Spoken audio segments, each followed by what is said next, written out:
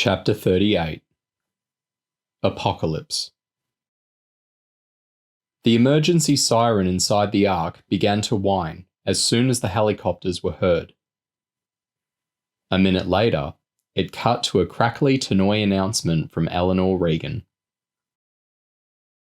Angels in the southern turrets have sighted helicopters. My father's death has emboldened the devils and encouraged them to attack. They will soon be upon us. Stand firm, defend your positions, and remember that our strength comes from God. Rat gave Lauren and James a wry grin. I bet those brave words came from about 4 levels below ground. The 3 kids had their faces at a window in the adult education block. The sky was black, but you could tell the helicopters were close from the vibrating glass. Can we make it down to the tunnels in time? James asked. Depends how long we've got. Rat shrugged. We'll have to head out of this building and run about 30 metres, then down a flight of stairs. Lauren spoke awkwardly because she still had a wad of bloody tissue jammed into her mouth to stop her lip bleeding. I don't fancy it. Me neither, James said. The last thing we want is to get caught out in the open. We're better off staying put. All 3 kids ducked instinctively as a helicopter skimmed the roof. 2 more came into view, looming over the courtyard at the rear of the Holy Church, their positions exposed by the powerful lights illuminating the spires. One of the helicopters switched its searchlight on, flooding the paved area beneath it with light. It was a big beast, military green, with a dozen commandos standing in open doorways, ready to spring out when it touched down. As the chopper moved within 10 metres of the ground, an orange streak roared out of the church and hit it from point-blank range. The blast knocked 3 men out of the open doorway as a blaze erupted inside the cockpit. Back up! James yelled. He knew the window would shatter if the helicopter exploded, so he wrapped an arm over his face and dived under the nearest desk. Lauren and Rat did the same, but nothing happened. James braved a glance. The flames were out, and clouds of fire-extinguishing powder billowed out of the helicopter's doorways. Apparently, the helicopter had been saved by its fire protection system, but the pilot was flying blind and had no option but to pull up. That left 3 bodies on the ground below. 2 were engulfed in flames and didn't seem to be moving, but the 3rd rolled frantically in the dirt, trying to extinguish his burning uniform. The other 3 helicopters were now in plain sight, trying to land in the courtyard but coming under heavy fire. Another streak, James guessed it was a rocket-propelled grenade, ripped from inside the church. It deflected off the side of a descending helicopter before spiralling up in a wild trajectory and exploding close to the perimeter wall.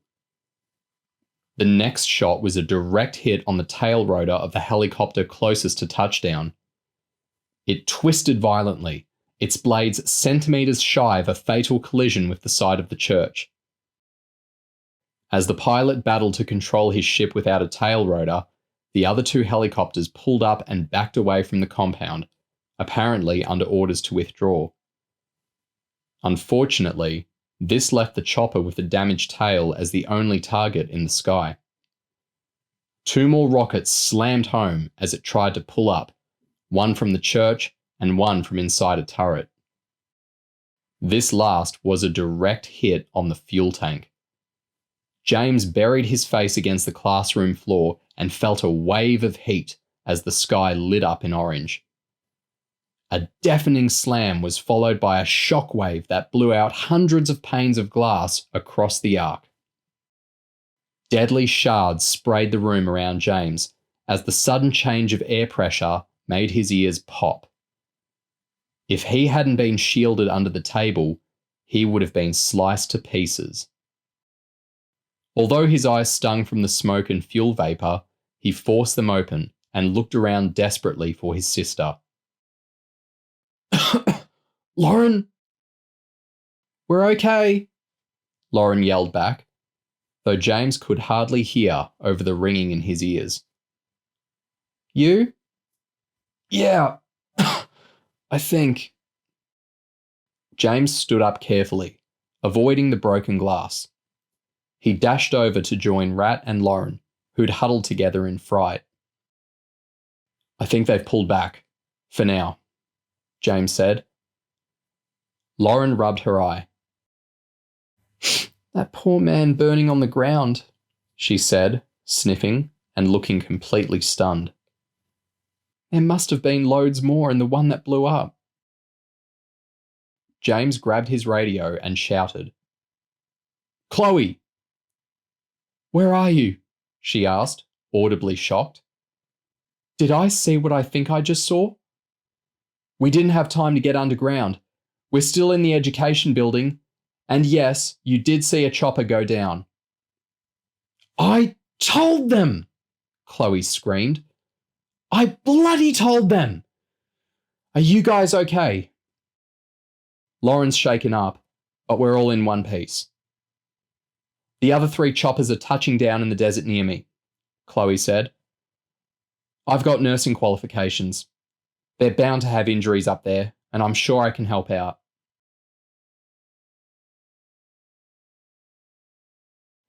The high-speed catamaran had been built as a rich man's plaything. Or at least, Dana couldn't imagine any woman splurging millions on such an absurd toy. Yet, in another way, she couldn't help admiring it. From its immaculately chromed toilet basin, to the soft leather sofas, and the compact kitchen with more gadgets and flashing lights than a space shuttle. Most impressive was the sense of isolation. They might have been skimming towards Indonesia at 100 kilometers an hour, with 2 jet turbines hauling a wall of water 10 meters into the air behind them. But when you closed the triple glazed door leading onto the rear deck, the only sense of motion was an occasional violent jolt when they punched through a big wave. It was 8:40 now, and Dana was certain that Aces had no idea where she was. That left her with 3 and a bit hours to overpower her crewmates and take control of the boat. She made every step count, glancing in kitchen drawers, opening up cupboards in search of weapons, carefully studying the internal layout of the boat to see which doors led where, and working out the best places to isolate people so that she could take her companions out one at a time. She didn't think Eve and Nina would present major problems, as long as she retained the element of surprise. Barry was in a different league. He was huge, strong. He'd clearly been through advanced military training and had proved himself capable of killing with the pistol he kept tucked in his shorts. Are you with us down there? Nina asked. Dana had been thinking and was startled by the remark. She looked up from her leather seat and faked a yawn. Sorry, just a bit tired. Nina nodded sympathetically. It's been a long day. You girls can go into one of the cabins and get some rest once we've had our briefing. I could use that, Dana said. Are you doing it now?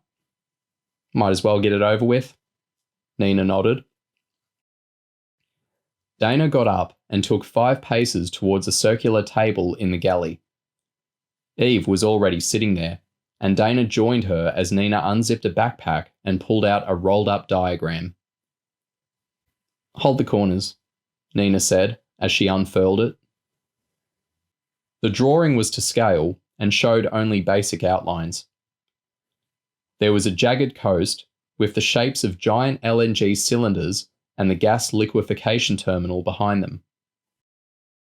A long jetty led out into the sea, and there were the outlines of 2 identically shaped supertanker hulls at the end.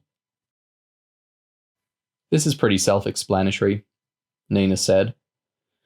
The positioning and timing of the explosions is critical to the success of the operation. We'll take the dinghy into about 200 metres shy of the tankers. For the sake of quiet, we'll cut the engines and row the last stretch, ending up here, hidden beneath the jetty with a tanker docked on either side of us. You'll deal with one tanker each. You'll position 2 magnetic charges in the bow area of each boat, 2 metres below water level and spaced 18 metres apart. The devices are designed to puncture the outer hull and inject explosive gas into the watertight space between the tanker's twin hulls a few seconds before detonation. The explosion should be enough to rip the front end off both ships and fracture the outer casing of the pressurised LNG cylinders on board. Once the devices are fitted to the tankers, we'll attach 2 much larger explosives to the jetty itself. The first will be by the refuelling gantry that leads out to each boat. The other will be positioned at the opposite end, close to shore. Our aim is to have the devices put in place within 15 minutes. All 6 will be timed to explode simultaneously, approximately 15 minutes after we've cleared the area. The terminal is designed so that LNG can be safely vented in the event of a minor accident.